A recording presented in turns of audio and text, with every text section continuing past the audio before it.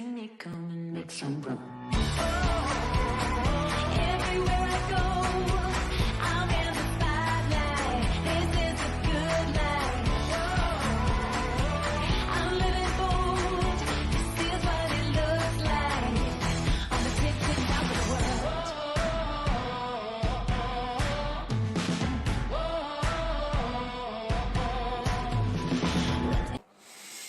We're in holiday mode. Thanksgiving is around the corner, but there's too much going on to take a break.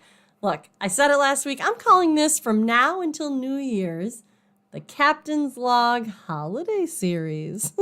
Sometimes we're going to cover just one topic, like when the FMC releases their final rule on unreasonable refusal to deal or negotiate with respect to vessel space accommodations, the first of their rulemakings.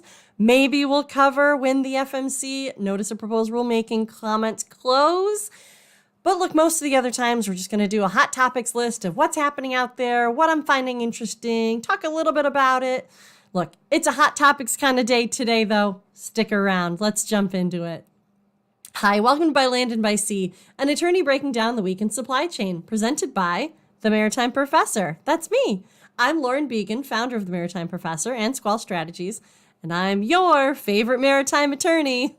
Join me every week as we walk through both ocean transport and surface transport topics in the wild world of supply chain. As always, the guidance here is general and for educational purposes only. It should not be construed to be legal advice, and there's no attorney-client privilege created by this video. If you need an attorney, contact an attorney.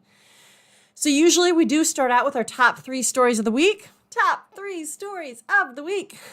But this week, all of our stories are top stories. So, like I said, this is the Captain's Log Holiday Edition.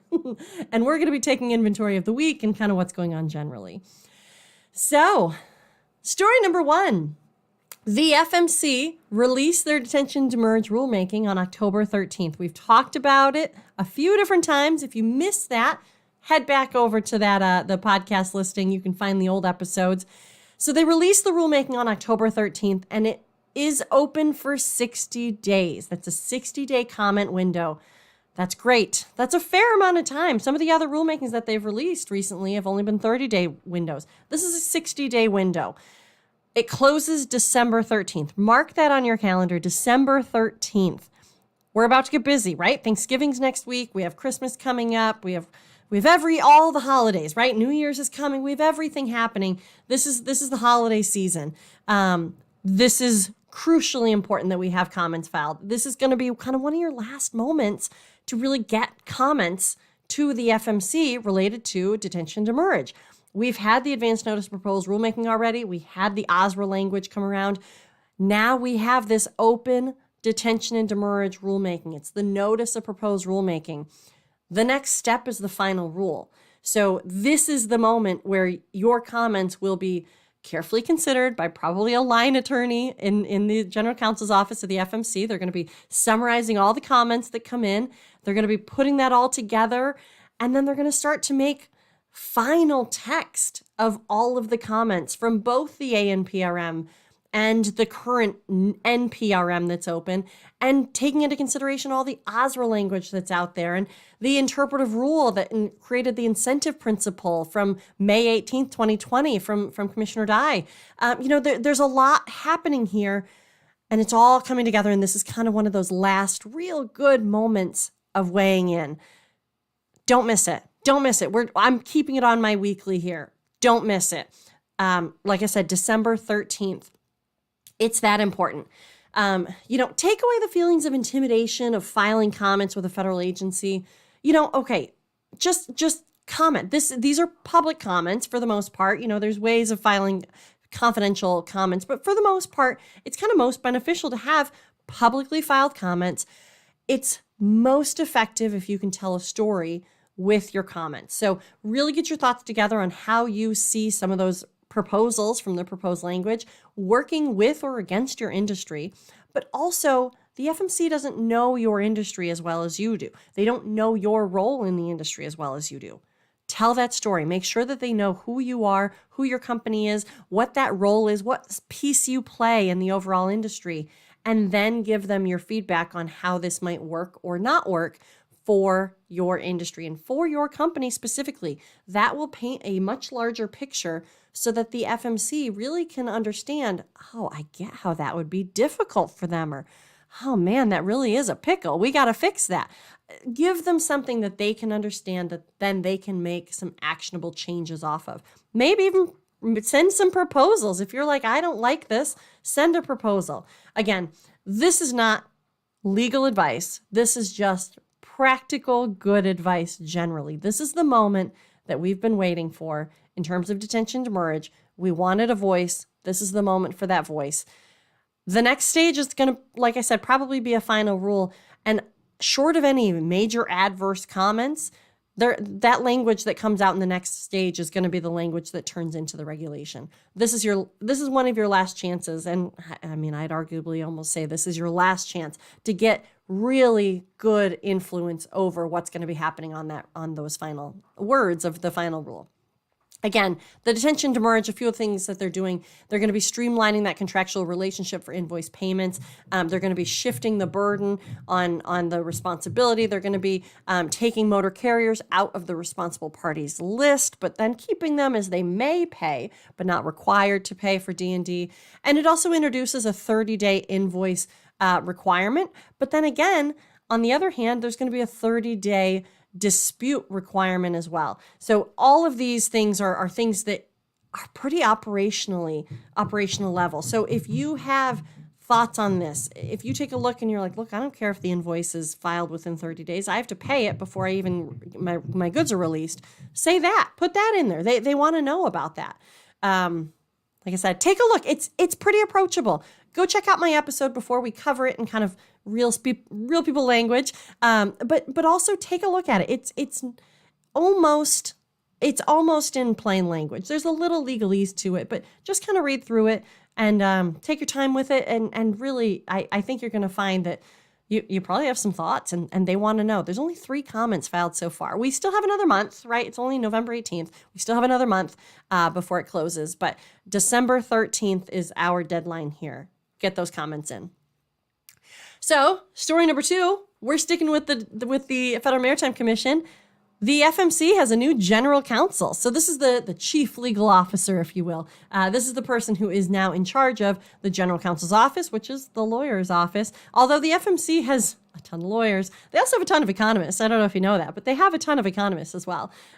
So Chris Hughey has been named the new FMC general counsel. And it looks like he actually even used to work at the commission in the late 90s. So from the press release on Mr. Hughey, he began his career in public service actually at the FMC in the Office of the General Counsel. And he started in 1997. And then he later served as the commission's deputy general counsel. I love that. Did you notice 1997? We've talked about this before, but what major thing happened in 1998? The other OSRA. We had the Ocean Shipping Reform Act happen in 1998. So Mr. Hughey, the new general counsel of the FMC, was around for that implementation of the 1998 Ocean Shipping Reform Act, which, again, as a general thought, Ocean Shipping Reform Act, whether it's the current one from this summer, OSRA 22, or OSRA 98, those are modifications from Congress to the original law, which is the Shipping Act of 1984. Everything that the FMC does is guided by the Shipping Act of 1984 and a couple other laws, but for the most part, most everything that the FMC does is guided by the Shipping Act of 1984. 98, there was a modification to it, OSRA 98. Mr. Hughey was there. And then now we have OSRA 2022. I can imagine this did not escape Mr. Hughey from understanding it, and certainly he is going to be learning right away what all the different nuances of OSRA are. OSRA 22. So I love that. He's also worked in some of the other independent regulatory agencies. He worked at the Federal Elections Commission, Deputy General Counsel, and he worked over at the U.S. Department of State as a Foreign Service Officer, which is not an easy task to actually be inducted into the Foreign Service Officer school and to become a Foreign Service Officer. So he actually had some positions in Brazil, Kuwait, and Madagascar. I love it. I think that this is a great selection. Obviously learning FMC, as we're all discovering, is kind of like drinking from a fire hose sometimes, right? And if you come into the FMC not knowing much or anything about what the FMC does, and certainly some of that historical understanding, it's really difficult. And to be the chief legal officer, right? To be the general counsel, that's an extra difficult role. But not for Chris here. I'm hopeful that for Chris, he's already been there. He kind of knows what it used to be like. He's going to quickly learn what it's like now. I think he's going to find some comfort in that. And there's some overlap. There's a lot of lifers at the FMC. I love it. It's a great place to work. And so he's going to have some colleagues that he's already worked with before. Like I said, I really am encouraged by this appointment. I don't know Chris personally, but hopefully I'll get to meet him. So he, like I said, he worked there during OSRA 98. I think that this is great. And he's also a smart cookie. So he went to Cornell, he went to Harvard, he did his undergrad at the University of North Carolina in Wilmington. He's done a lot of cool stuff. So I think he's going to be a great addition, and really excited to see where he takes this. So story number 3. This has to do with Microsoft. Did you see this? So I don't know if you remember, but I had talked when we were first starting to hear about billions of dollars of profits. And I said, it's only a matter of time before Silicon Valley starts to pay attention. I mean, if you're making, as an industry, as much as, Microsoft, Apple, any of these large major tech companies out of the West Coast, if you're making that amount of money, I think I said I was hopeful that Google was going to start paying attention. Microsoft will do. So Microsoft this week, I don't know if it was quietly, I didn't see a lot of press coverage on this, dropped a Microsoft supply chain platform. So it's a new approach to designing supply chains for agility, automation, and sustainability, they say. I watched the promo video on it, and I'm actually pretty excited. The potential for this platform is really exciting. How is it different than the other platforms already being released and promoted?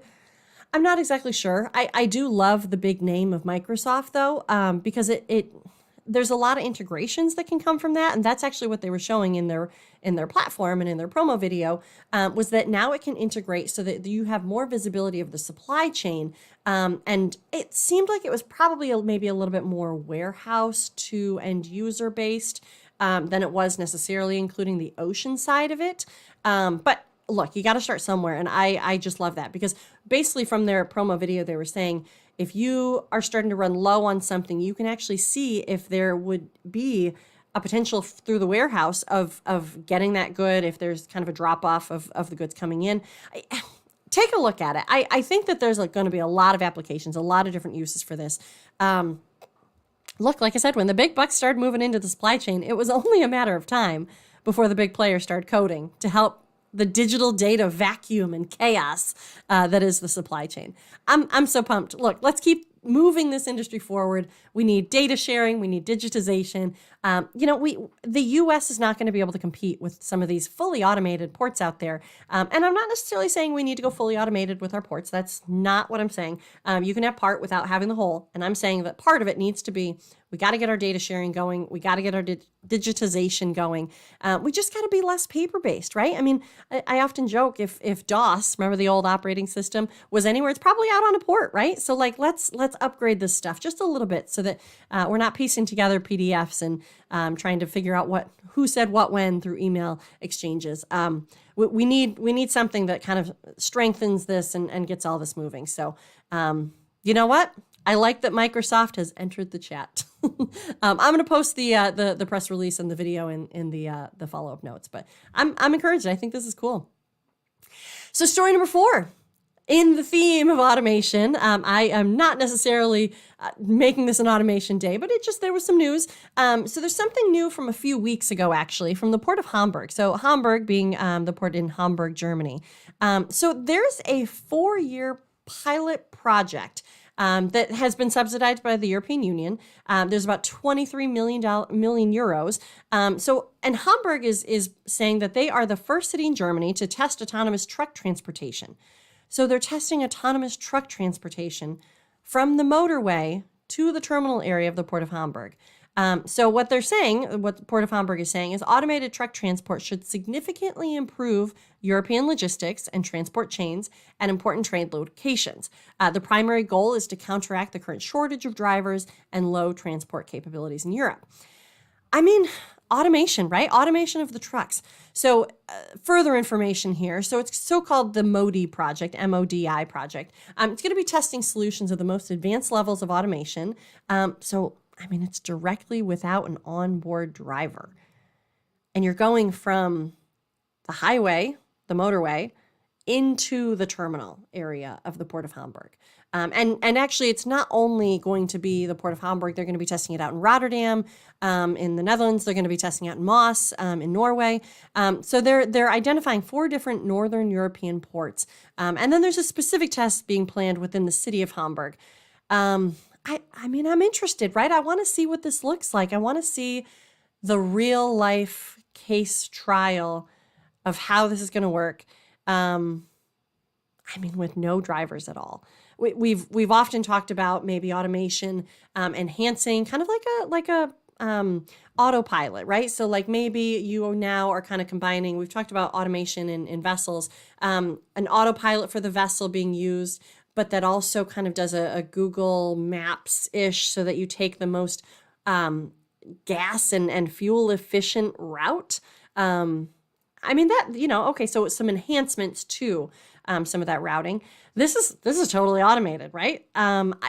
It's interesting because you're not going to be, I don't know, I haven't looked specifically into it, but I can imagine that you're not going to have these automated vehicles, totally in a different area than real life, human driven trucks. So I wonder how they're going to be kind of comboing all of that. This is interesting. It's something to watch. Like I said, I'm not necessarily promoting only automation at our ports, but we do need to get a little bit up to speed, digitization, and we do need to kind of pay attention to what other ports are doing just so that we as the United States can stay competitive there. Interesting. It's interesting. Let's just keep watching this. So that's it. That was quick, right? So those are the quick hit hot topics. Like I said, this is the Captain's Log Holiday Edition. Holiday series. We're going to be doing this series all the way through to the new year. That's the intention, making sure that we kind of quickly and carefully discuss some of these topics. When the FMC releases the big guys, the big stuff that's happening in December, we're going to cover that. But in the meantime, it's just going to be quick hits. Everybody's busy. So as always, the guidance here is general and for educational purposes. It should not be construed to be legal advice directly related to your matter. If you need an attorney, contact an attorney. But if you do have specific legal questions, feel free to reach out to me at my legal company, Squall Strategies. Otherwise, for the non-legal questions, for the e-learning and the general industry information and insights, come find me over at the Maritime Professor. If you like these videos, let me know. Comment, like, and share. Share them around. If you missed any previous videos, check out our episodes on demand through our podcast, By Land and By Sea.